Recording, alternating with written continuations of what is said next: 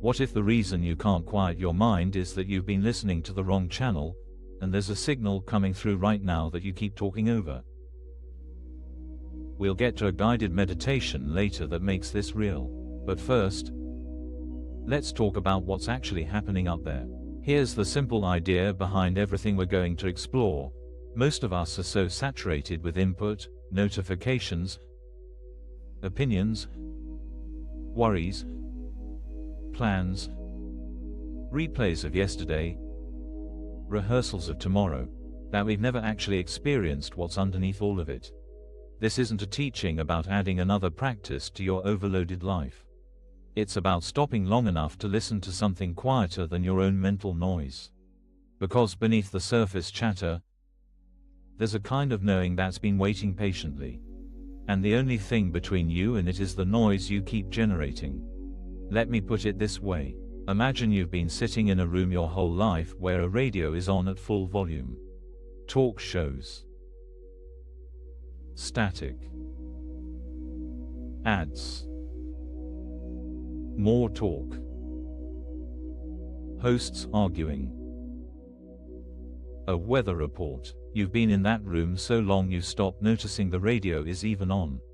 It's just the sound of being you. Now imagine that somewhere in the same building, there's another signal coming through clearly, calmly, steadily. It's been broadcasting the whole time. But you can't hear it, not because it isn't there. Because the volume in your room is too loud. That's where we're starting.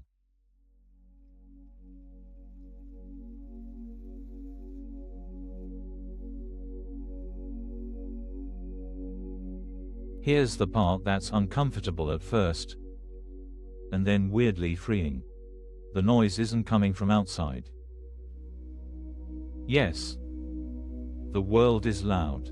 Yes, your phone is relentless. Yes, people want things from you, but if you sat in a silent room right now with no inputs at all, the volume wouldn't drop. Because most of what you're listening to is being generated by you. The internal monologue. The replays. The drafts of emails you haven't written. The imaginary arguments with people who aren't even in the room. The running commentary on how you're doing, how you look, how behind you are. We are broadcasting to ourselves constantly, and then wondering why we feel so worn out. Think about the last time you tried to sit still for even 2 minutes. Notice what happened. Within about 15 seconds, your mind handed you something to chew on. A worry. A memory. A plan. A judgment about how this exercise was going. The radio just turned itself back up. That's not a flaw, that's the pattern we're naming today.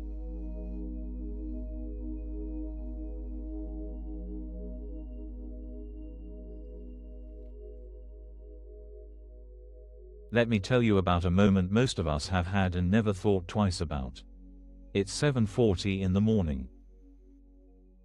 You're already behind. You're driving to work, and your mind is doing roughly 6 things at once. You're replaying a conversation from last night that didn't sit right. You're mentally drafting an email you'll send when you get in. You're calculating whether you have time to stop for coffee. You're half listening to a podcast. You're noticing the gas light came on, all at the same time. Then you hit a red light, and for some reason, in this exact 4-second window, everything pauses. No one is talking to you. The podcast hasn't loaded the next episode. Your phone is face down. Your mind, for just a moment, goes blank. Not asleep. Not zoned out. Just quiet. And in that 4-second gap, something almost imperceptibly calm is there. You don't have a word for it. It's not excitement. It's not relief. It's more like, oh, there's a version of being alive that doesn't feel like this much pressure. Then the light turns green. The podcast loads. Your mind floods back in with the email, the conversation, the coffee, and you forget it happened. But something in you noticed. That's why you're here. That 4-second gap is what this entire conversation is pointing toward. And the real question is this: what if you didn't have to wait for the gap to happen by accident? What if you could choose it?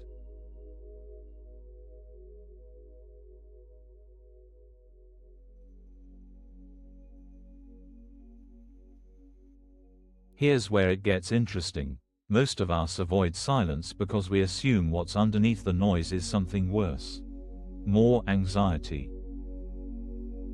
The thoughts we've been outrunning. The feelings we've been managing, so we keep the radio on. It's the devil, we know, but that's not actually what's there. When people sit with genuine stillness, not forced meditation, not white-knuckling your way through 20 minutes of trying not to think, what they consistently report is something more like a recognition. A sense that some part of them already knows what they've been trying to figure out. Already knows the next step.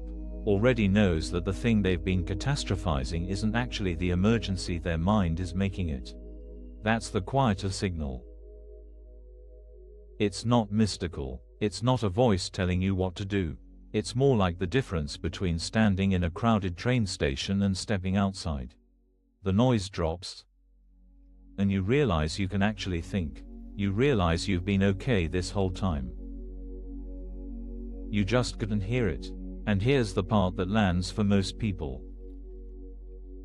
That signal, it wasn't interrupted. It didn't go anywhere while you were busy. It's not something you have to build or earn or generate. It's already broadcasting. You just couldn't hear it over the room.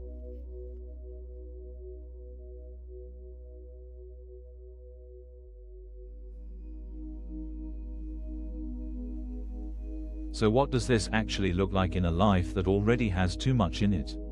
The instruction underneath this lesson is almost embarrassingly modest. 3 times in your day, find 10 minutes. That's it, 30 minutes total. Less than 2% of your waking hours. Not to do anything. Not to fix anything. Not to optimize your mindset or hack your nervous system. Just to turn the volume in the room down for a little while and see what's already there. And here's what makes this practical, not precious.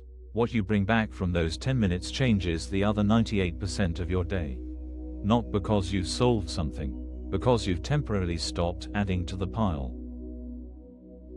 The chronic, low-grade tension most of us mistake for normal, the tight jaw, the shallow breath, the feeling that you're behind on something you can't quite name, that doesn't lift because you finally figured out the answer. It lifts because, for a moment, you stop generating the static. It feels less like an achievement and more like remembering you can breathe.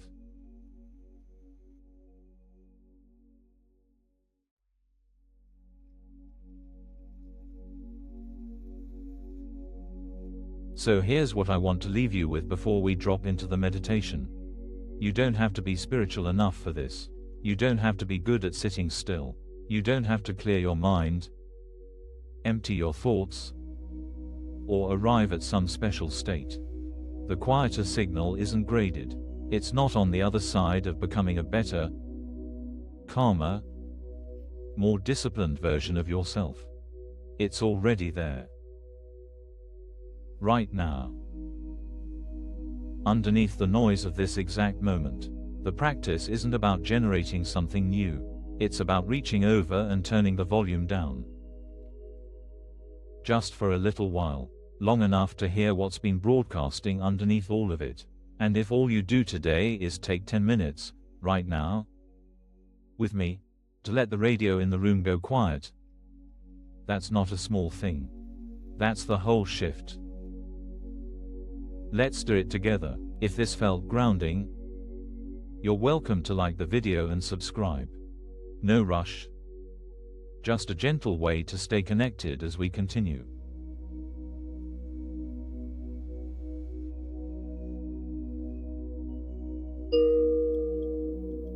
Let's begin by letting your body settle exactly where it is. You don't need to sit any particular way. Just allow your shoulders to drop a little. Let your hands rest. Let your jaw soften. Take one breath in through your nose, and let it leave slowly. There's nothing to accomplish here, no state to reach, nothing to fix. Just notice that you're breathing. The breath has been doing this all day without your help. Now, gently, let your attention turn toward the sounds around you, whatever they are. Traffic, a fan, the small hum of the room. Don't push them away. Just let them be there. And underneath those sounds, notice something else. The sound of your own thinking, the little comments, the plans, the drift toward what's next. You don't have to stop them. Just see them, the way you'd notice a radio playing in another room. And now, very gently, imagine reaching over and turning the volume down. Not off. Just down. Let the room get quieter. Let the next breath come on its own. Notice the small space between thoughts. It's already there. You're not creating it. You're just letting yourself feel it. This is the gap. The one that visits you at red lights. The one that arrives when the podcast hasn't loaded yet. You're in it now. Nothing is missing here. Nothing is wrong. There's nowhere you need to be. Let your body rest a little deeper into the chair. Let the next breath be slower than the last. Feel the quiet underneath the noise. The signal that's been here the whole time. You don't have to listen hard. You don't have to strain. It's already broadcasting. Stay here for a moment longer. As long as you need. And when you're ready, without rushing, let your eyes open if they've been closed. Bring this quiet with you. Not as a feeling you have to hold on to, as a place you now know how to find. Thank you for practicing with us today. If you'd like, there's a free digital copy of A Course in Miracles available through the link in the description. You're also welcome to leave a simple comment such as, "I am grateful. Thank you for sitting with this, for giving yourself these few minutes when you could have been doing 100 other things." Whatever the rest of your day asks of you, see if you can carry a little of that quiet underneath it. Be gentle with yourself today. The signal is still there. It will be there tomorrow too.